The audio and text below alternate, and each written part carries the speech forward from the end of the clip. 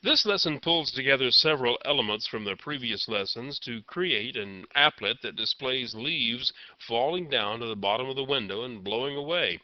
Over the top of this picture, the current date and time is constantly updated. It may not be the most advanced applet in the world, but it can tell time. These constant values are defined to indicate the window will have 100 leaves falling down and that there are 4 images for the leaves. The picture of each leaf is in a GIF file and there are 4 of them. Each of the falling leaves will select one of the images. This is the string reference that will be used to hold the date string to be displayed, and these are the XY locations for it in the window. Notice that the string object is initialized to a blank string. There's a very good reason for doing that. I'll tell you about it when I get to the paint method. This is the array of image objects that's going to hold the leaf images for us, and these are the X and Y positions of each leaf as it falls. You may have noticed that we're not using double values for the locations this time.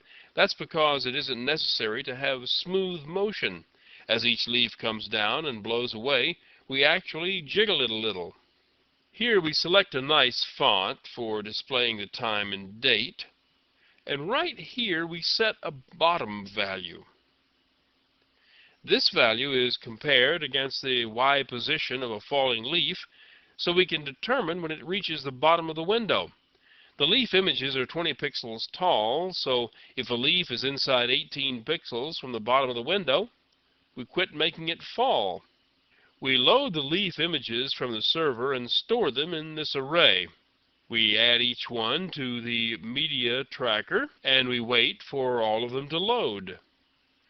Finally, each leaf is positioned horizontally off to the right, so the update method will assume it has blown away and will drop it from the sky again.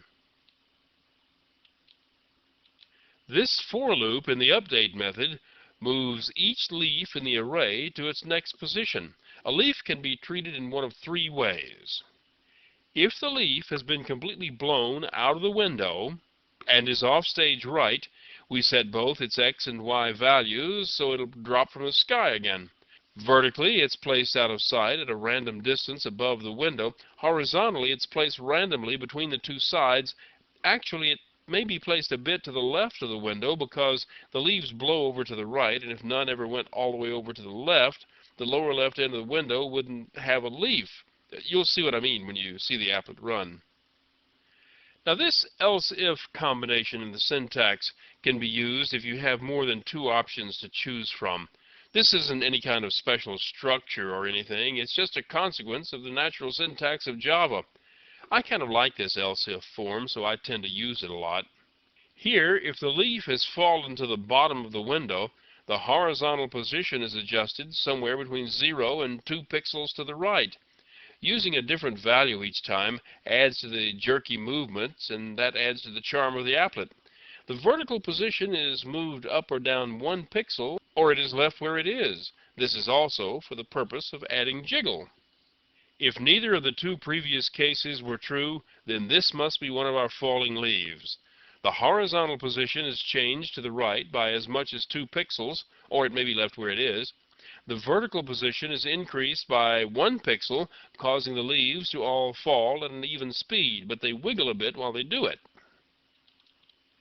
This is an example of using a Java class without naming it on an import statement. By using its full name every time it's referred to, we don't leave anything undefined for the compiler to search for. Anyway, we create a date object without an argument, so it contains the current date and time. The date class of Java has lots of methods for doing arithmetic and comparison of dates and times.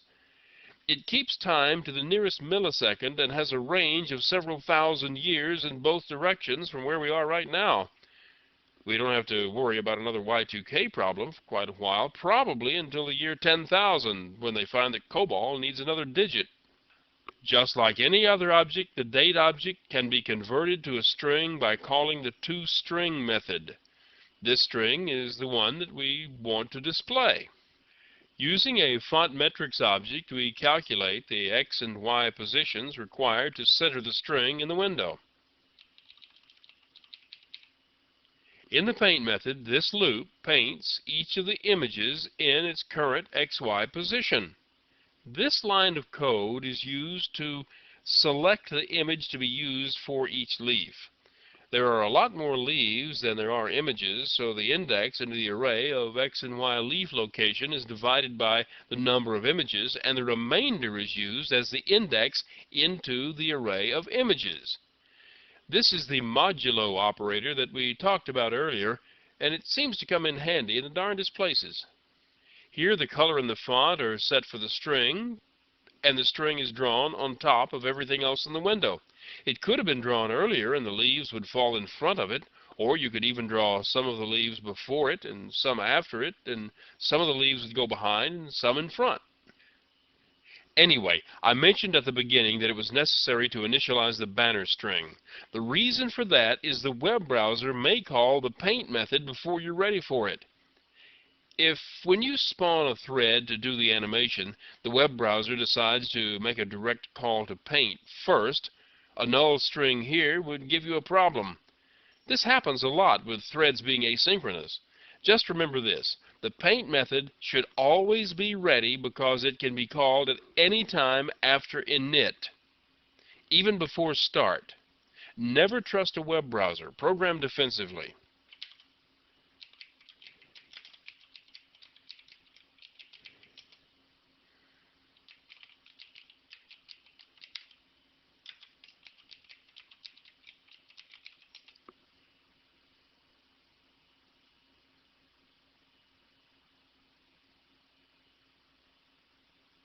When you run this applet on your system, you'll notice that the time is the local time for your computer.